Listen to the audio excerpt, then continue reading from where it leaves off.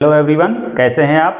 आज मैं आप सभी को अपने इस वीडियो में बेसिक इलेक्ट्रिसिटी का एक बहुत छोटा सा नियम जो कि मैंने बोर्ड पे लिख रखा है, वोल्टेज डिवीजन रूल, इसके बारे में इस वीडियो में एक्सप्लेन करूंगा।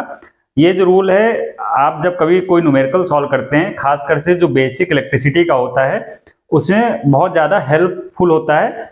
कई लोग कई तरीके से न्यूमेरिकल को सॉल्व करते हैं, लेकिन अगर आपको वोल्टेज डिवीजन रूल आता है तो ये हो सकता है कि कोई एक बड़ा सा न्यूमेरिकल आप इसकी सहायता से बहुत कम टाइम में निकाल सकते हैं। उसका जो आंसर है, वोल्टेज या करंट की वैल्यू आराम से निकाल सकते हैं। तो ये जो कॉन्सेप्ट है या जो फंडा है, बेसिकली अगर किसी भी आप कंपटीशन में बैठते हैं, चाहे वो रेलवे का एग्जाम हो या यूपीपीसीएल का एग्जाम हो या जितने भी टेक्निकल एग्जाम होते हैं जहां पे आपके पास टाइम बहुत कम होता है और आपको क्वेश्चंस ज्यादा करने होते हैं, तो वहां पे आप लेंदी मेथड से नहीं जा सकते हैं। तो वहां पे अगर आपको ये सारी ट्रिक्स या ये सारे रूल्स पता है तो आपको न्यूमेरिकल सॉल्व करने में काफी मदद मिलेगी और आपका टाइम भी बचेगा, जो कि सबसे इंपॉर्टेंट फैक्टर होता है सिलेक्शन का किसी भी एग्जाम में। तो हम लोग अपना वीडियो स्टार्ट करते हैं वोल्टेज डिवीजन रूल से। सबसे पहले तो मैं आपको बता देता हूं कि ये वोल्टेज डिवीजन रूल होता क्या है, कहां पे लगाते हैं। तो बेसिकली आपने जब बेसिक इलेक्ट्रिसिटी पढ़ा होगा तो वहां पे जो रेजिस्टेंस होता है उसका कनेक्शन पढ़ा होगा। तो आपने पढ़ा होगा कि वहां पे दो टाइप के कनेक्शन या तीन टाइप के कनेक्शन आपने जरूर वहां पे पढ़ा होगा। मैं आपको एक बार यहाँ पे क्विक रिवीजन करा देता हूं। सबसे पहले आपने पढ़ा होगा सीरीज कनेक्शन, दूसरा पढ़ा होगा आपने पैरेलल कनेक्शन, और तीसरा इन दोनों का मिक्सचर जिसको हम लोग कह देते हैं मिक्स्ड कनेक्शन। सीरीज, पैरेलल को हम दूसरा नाम शंट से भी जानते हैं, और तीसरा क्या हो गया, मिक्स्ड कनेक्शन। ये आपने बेसिक इलेक्ट्रिसिटी में पढ़ा होगा जब हम लोग रेजिस्टेंस के बारे में पढ़ते हैं। ये हमारा एक रेजिस्टेंस होता है किसी भी मटेरियल का, जो प्रतिरोध आर, ठीक। तो श्रेणी क्रम, समांतर क्रम और मिश्रित क्रम। तो इस रेजिस्टेंस को, या फिर नॉर्मली हम जो घरों पे जब कनेक्शन करते हैं या वायरिंग करते हैं तो वहां पे जो वायर्स का कनेक्शन होता है वो दो तरीके से होता है, तो सीरीज कनेक्शन होगा या फिर क्या होगा, पैरेलल कनेक्शन होगा। तो सिंपल वही चीज है, मान लो दो या दो से अधिक रेजिस्टेंस है या दो से दो अधिक वायर्स हैं जिनका resistance R1, R2, R3, R4 है, उनको हम सीरीज में भी कनेक्ट कर सकते हैं, उनको पैरेलल में भी कर सकते हैं, या फिर तीसरा सीरीज और पैरेलल दोनों का मिक्सचर कर सकते हैं। इंपॉर्टेंट चीज क्या है कि वीडीआर कहां पे लगेगा। तो वीडीआर अगर हमें अप्लाई करना है तो वीडीआर कहां पे लगाएंगे, जो हमारा सीरीज कनेक्शन है, सीरीज कनेक्शन के लिए हम क्या लगाएंगे, वीडीआर, वोल्टेज डिवीजन रूल। अच्छा, इसी पॉइंट पे हम लोग दूसरा पॉइंट भी डिस्कस कर लेते हैं कि अगर पैरेलल कनेक्शन होता है तो वहां पे क्या होता है। तो पैरेलल कनेक्शन के लिए हम लोग लगाते हैं CDR, करंट डिवीजन रूल। तो CDR को हम लोग अगली वीडियो के लिए रखते हैं, क्योंकि अगर CDR और VDR को हम लोग एक ही साथ यहाँ पे समझेंगे तो काफी लेंदी वीडियो हो जाएगा और समझना भी थोड़ा सा टफ हो जाएगा। सबसे पहले सीरीज और पैरेलल के बारे में हम लोग थोड़ा सा बेसिक जानकारी ले लेते हैं। तो सीरीज कनेक्शंस क्या होते हैं, मैं यहाँ पे आपको दिखा देता हूँ। ये दो या दो से अधिक रेजिस्टेंस हैं, अगर इनको हम इस तरीके से जोड़ देते हैं, ये हमारा रेजिस्टेंस क्या है, R1, ये R2, ये R3, और यहाँ पे हमने एक वोल्टेज सोर्स लगा दिया, ये वोल्टेज सोर्स V है। तो ये तीनों जो रेजिस्टेंस है R1, R2, R3, ये कैसा कनेक्शन है, सीरीज कनेक्शन। अगर दो या दो से अधिक रेजिस्टेंस को कुछ हम लोग इस तरीके से जोड़ दें, ये बेसिक इलेक्ट्रिसिटी है, मैं इतना मान के चलता हूं कि आपको ये सब चीजें पता होंगी, ठीक। तो इस टाइप का जो कनेक्शन होता है जहां पे R1 और R2 कुछ इस तरीके से जोड़ा जाता है, पैरेलल में जोड़ा जाता है, तो ये क्या कहलाता है, पैरेलल कनेक्शन। तो ये हमारा क्या हो गया, सीरीज कनेक्शन, और ये वाला हो गया हमारा पैरेलल कनेक्शन, या फिर इसको दूसरा नाम देते हैं शंट कनेक्शन। ओके, अब हम लोग थोड़ा सा यहाँ पे समझ लेते हैं कि क्या चीजें होती हैं। ये वोल्टेज सोर्स भी है, यहां से करंट I निकलेगी, यही सेम करंट क्या होगी, सब जगह फ्लो करेगी, मतलब इसमें करंट क्या रहेगी, सेम रहेगा, क्लियर। और वोल्टेज, ये टोटल वोल्टेज भी है, ये वोल्टेज क्या होगा, यहाँ पे V1, कुछ वोल्टेज यहाँ पे चला जाएगा, कुछ वोल्टेज क्या होगा V2 R2 के अक्रॉस चला जाएगा, कुछ वोल्टेज कहाँ चला जाएगा, V3 में चला जाएगा। ये सीरीज कनेक्शन की प्रॉपर्टी होती है। तो सीरीज कनेक्शन की प्रॉपर्टी क्या होती है कि अगर टोटल वोल्टेज V है तो जितने भी रेजिस्टेंस हैं या जितने भी वायर्स हैं जो सीरीज में कनेक्टेड हैं उसके अक्रॉस वोल्टेज क्या होगा, ये टोटल वोल्टेज डिवाइड हो जाएगा V1 V2 V3 V4 V5, ये जितने भी वोल्टेजेस हैं इस तरीके से हम लोग इसको यहाँ पे लिख लेंगे। और करंट क्या रहेगी इसमें सेम रहेगी, क्योंकि रास्ता क्या है, एक ही रास्ता आपको यहाँ दिख रहा है ना, तो करंट क्या होगी, तीनों रेजिस्टेंस में या तीनों प्रतिरोध में करंट क्या होगी, सेम होगी। अब यहाँ पे आ जाते हैं पैरेलल की भी हम लोग बात कर लेते हैं। वैसे तो पैरेलल में CDR लगाते हैं, लेकिन यहाँ थोड़ा सा समझ लेते हैं कि पैरेलल में क्या चीजें होती है। तो यहाँ से करंट आई निकलेगी, यहाँ से करंट आई जाएगी, यहाँ से करंट आई जाएगी। अब कितने रास्ते बन गए, यहाँ से 2 रास्ते बन गए। एक रास्ता R1 वाला, तो इसमें हमने मान लिया करंट I1 और यहाँ पे I2, फिर ये दोनों करंट आगे मिलकर के फिर से I बन जाएगी। ठीक, तो ये टोटल वोल्टेज क्या है V। अब आप लोगों ने पैरेलल पढ़ाओगे कि पैरेलल में वोल्टेज क्या रहता है, बराबर रहता है। तो यहाँ पे भी वोल्टेज क्या रहेगा, V रहेगा, और इसके क्रॉस वोल्टेज भी क्या रहेगा, V रहेगा, और ये टोटल वोल्टेज V है। मतलब यही वाला वोल्टेज इसके क्रॉस चला जाएगा और यही वाला वोल्टेज इसके क्रॉस चला जाएगा। मतलब अगर हम वोल्ट मीटर या मल्टीमीटर की सहायता से यहाँ पे वोल्टेज चेक करें तो इन तीनों के क्रॉस क्या आएगा, वोल्टेज सेम आएगा। तो पैरेलल कनेक्शन में क्या होता है, वोल्टेज सेम रहता है और करंट क्या होती है, अलग अलग होती है। यहाँ पे R1 में I1 करंट और R2 में I2 करंट। ठीक है, तो ये बेसिक्स हो गया कि सीरीज और पैरेलल कनेक्शन क्या होता है। अब अगर आपको ये बेसिक्स पता है या फिर नहीं पता था तो अब इसके बारे में आपको पता चल गया होगा। तो यहाँ पे आप एक चीज देख रहे हैं कि भाई सीरीज में क्या होता है, वोल्टेज डिवाइड होता है, और पैरेलल में क्या होता है, करंट डिवाइड होती है।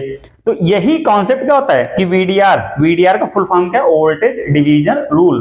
भाई वोल्टेज डिवीजन रूल, वोल्टेज कहाँ डिवाइड होता है, सीरीज में, पैरेलल में वोल्टेज डिवाइड नहीं होता है। इसलिए VDR कहाँ पे लगाएंगे, सीरीज कनेक्शन में। यहां मैंने लिखा ना सीरीज कनेक्शन में क्या लगाते हैं, VDR, और पैरेलल कनेक्शन में क्या लगाएंगे, CDR का फुल फॉर्म क्या है, करंट डिवीजन रूल। करंट कहां डिवाइड हो रही है, पैरेलल कनेक्शन में, तो यहां पे क्या लगाएंगे, CDR। तो CDR को अभी हम यहाँ पे नहीं डिस्कस कर रहे हैं, हम इस वीडियो में सिर्फ VDR को डिस्कस करेंगे। VDR को कैसे लगाते हैं, कैसे ये हेल्पफुल होता है कि हमें वोल्टेज या करंट की वैल्यू को निकालने में। तो बहुत सिंपल है लगाना, मैं आपको बेसिक्स बता देता हूं। क्या है कि अगर आपको वोल्टेज V1 निकालना है, या मान लो वोल्टेज क्या निकालना है, V2 निकालना है, या वोल्टेज क्या निकालना है, V3 वोल्टेज निकालना है। ठीक, तो कई लोग इसको कई तरीके से सॉल्व करेंगे, मैं आपको बता देता हूं। कुछ लोग इसमें ओम्स लॉ लगाएंगे, कुछ लोग KVL लगा सकते हैं, या कुछ लोग कोई और मेथड जो उनको आता है यहाँ पे अप्लाई कर सकते हैं। लेकिन इस क्वेश्चन को सॉल्व करने का सबसे बेस्ट तरीका, जिसमें सबसे कम टाइम लगेगा, वो क्या है, वोल्टेज डिवीजन रूल। तो अगर हमें यहाँ पे वोल्टेज V1 निकालना है, या V2 निकालना है, या V3 निकालना है, और इसको हमें डायरेक्ट लिखना है, तो बहुत ईजी है। मैं आपको यहाँ पे इसका फॉर्मूला बता देता हूँ, बहुत आसान रहेगा आपको लगाने के लिए। अगर हमें V1 निकालना है, क्लियर, V1 किसके अक्रॉस है, R1 के अक्रॉस, तो जिसके अक्रॉस है उसको ऊपर रखेंगे और नीचे क्या कर देंगे, जितने भी लगे हैं उनको क्या कर देंगे, ऐड कर देंगे। ठीक, क्लियर। V1 किसके क्रॉस है, R1 के क्रॉस, तो R1 upon R1 plus R2 plus R3।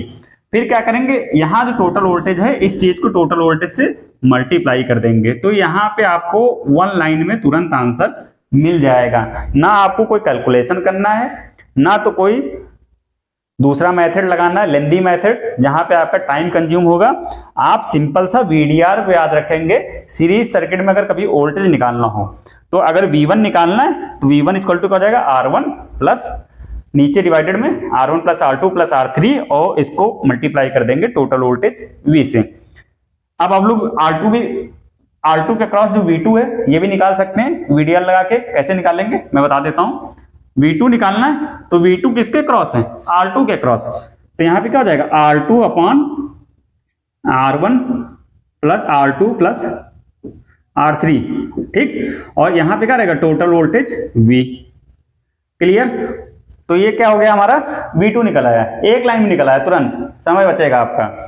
इसके बाद अगर हमें मान लो V3 निकालना एग्जाम में आ जाए, तो V3 निकालने के लिए कई सारे तरीके हो सकते हैं। भाई ये जो टोटल वोल्टेज है यही वोल्टेज का वह यहाँ यहाँ यहाँ गया है। क्लियर भाई, यहाँ 100 था तो यहाँ चला गया, कुछ यहाँ चला गया, बाकी यहाँ भी चला गया। तो एक तो तरीका हो सकता है कि टोटल वोल्टेज से हम बाकी के दोनों वोल्टेज क्या कर दें, माइनस कर दें, तो ये भी निकल आएगा।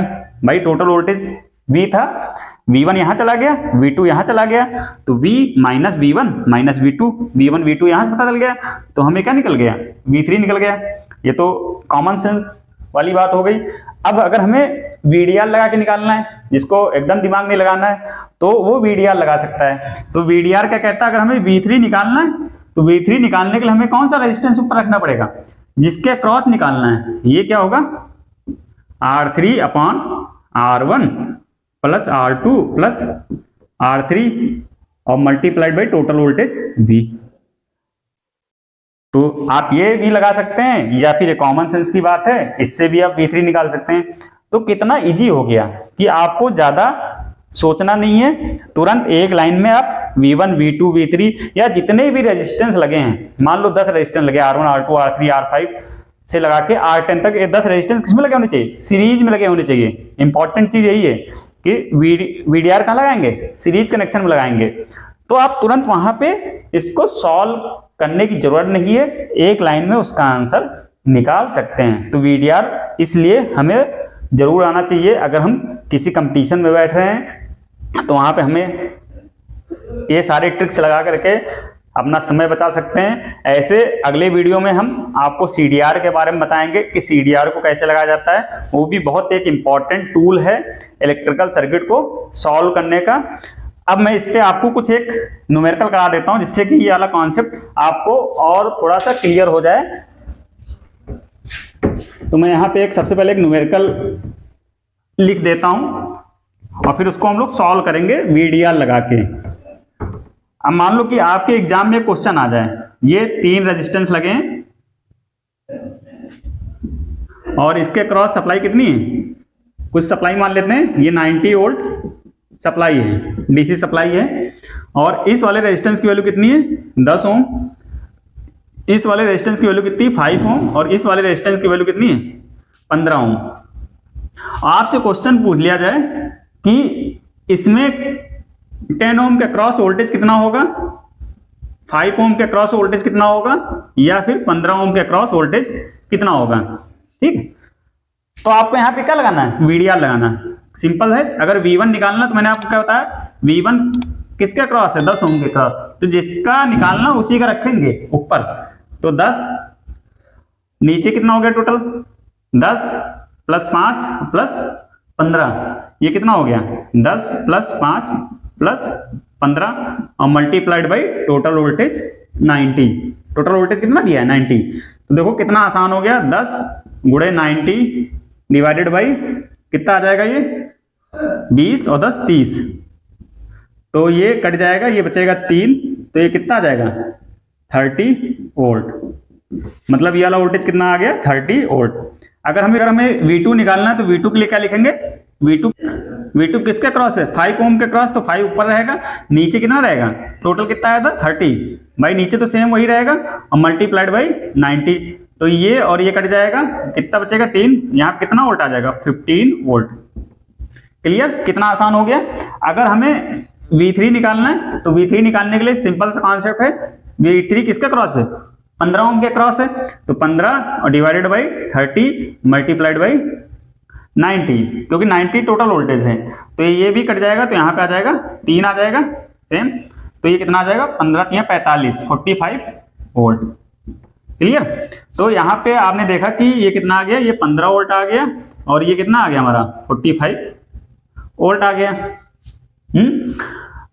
अब देखो इनका जब इनको ऐड करें तो ये नीचे वाला वोल्टेज आना चाहिए, क्योंकि यही वोल्टेज क्या है, यहां जाकर के डिवाइड हो जा रहा है। और इससे एक कॉन्सेप्ट और आपको दिमाग में रखना है कि जितना ज्यादा रेजिस्टेंस है उसमें उतना ज्यादा वोल्टेज जा रहा है। ये चीज भी आपको बहुत ध्यान रखना है।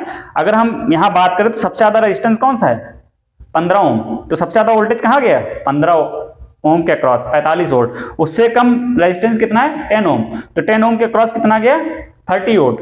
और सबसे कम रेजिस्टेंस कितना है, 5 ओम, तो 5 ओम के क्रॉस कितना गया, 15 वोल्ट। तो यहां से एक बेसिक्स आपको और स्ट्रांग करना है अपने माइंड के अंदर कि अगर कोई सीरीज सर्किट है, सीरीज सर्किट में जब वोल्टेज डिवाइड होता है रेजिस्टेंस के क्रॉस, तो जिस वायर का या जिस लोड का या जिस एलिमेंट का रेजिस्टेंस ज्यादा होगा उसके क्रॉस वोल्टेज क्या होगा, ज्यादा जाएगा। ठीक है, तो अगर इन तीनों को ऐड करेंगे 30 और 15 45 और 45 45 90, तो मतलब ये जो हमारा आंसर है वो सही है। क्लियर? या V3 अगर निकालना तो मैंने एक और तरीका बताया था कि भाई टोटल 90 है, 90 क्या कर देंगे, ये दोनों को क्या कर देंगे माइनस, तो एक ही चीज है, तो यहां से भी क्या आ जाएगा 45 वोल्ट आ जाएगा। तो ये आपका पूरा VDR हो गया। मैंने आपको एक बेसिक न्यूमेरिकल यहाँ पे बताया है, बाकी इसके प्रॉब्लम्स आपको सॉल्व करना है। जितना ज्यादा आप न्यूमेरिकल लगाएंगे VDR के ऊपर, उतना ज्यादा आपको ये समझ में आया कि ये कहाँ पे हमें अप्लाई करना है, किस सर्किट में हम इसको अप्लाई कर सकते हैं, और जिस सर्किट में ये अप्लाई होगा वहां पे मैं इस बात की गारंटी देता हूं कि आपका समय जरूर बचेगा। अगर किसी और दूसरे मेथड से जाएंगे तो आपका कैलकुलेशन बढ़ेगा और टाइम भी बढ़ेगा, और मे भी हो सकता है जितना ज्यादा कैलकुलेशन होगा वहां पे आपकी गलती होने के चांसेस उतना ज्यादा हो जाएंगे। इसलिए इसको आपको प्रैक्टिस करना है, इसके कई सारे न्यूमेरिकल्स सॉल्व करना है, जिससे कभी अगर इससे रिलेटेड कोई क्वेश्चन एग्जाम में आ जाए तो आप इसको कर पाए। दूसरी चीज एक और होती है कि अगर आपको यह आइडेंटिफाई करना है कि कहां पे VDR लगेगा, तो इसका कोई शॉर्टकट ट्रिक्स नहीं है या कोई इसका कोई रूल्स नहीं है। इसके लिए आपको क्या करना पड़ेगा, ज्यादा से ज्यादा प्रैक्टिस करनी पड़ेगी। जितना ज्यादा आप न्यूमेरिकल लगाएंगे उतना ज्यादा आपका माइंड ओपन होगा और उतनी ज्यादा आपकी थिंकिंग बढ़ेगी कि आप VDR कहाँ पे लगाएंगे, कहाँ पे CDR लगाएंगे, कहाँ पे ओम्स लॉ लगाएंगे, कहाँ पे KVL लगाएंगे, कहाँ पे KCL लगाएंगे। कई सारे तरीके होते हैं, उसमें से बेस्ट तरीका कौन सा है जो आपको सिलेक्शन देगा, वो आपको प्रैक्टिस से मिलेगा। प्रैक्टिस ही है सब कुछ। जब तक आप प्रैक्टिस नहीं करेंगे किसी भी न्यूमेरिकल की, खासकर से इलेक्ट्रिकल में, तो तब तक आपको चीजें बहुत टफ लगेंगी और आपका सिलेक्शन होने के चांसेस भी बहुत कम रहेंगे एग्जाम के अंदर। इसलिए प्रैक्टिस करिए, ज्यादा ज्यादा न्यूमेरिकल लगाइए। आज के इस वीडियो में बस इतना ही। अगला जो वीडियो मेरा रहेगा वो करंट डिवीजन रूल के ऊपर रहेगा। अगर आपको मेरा ये वीडियो अच्छा लगा, आपको मेरा बताया हुआ कॉन्सेप्ट समझ में आया, तो आप इस वीडियो को लाइक करिए, अपने दोस्तों में ज्यादा से ज्यादा शेयर करिए, जिससे कि बाकी लोगों तक भी ये इन्फॉर्मेशन पहुंच सके। Thank you so much.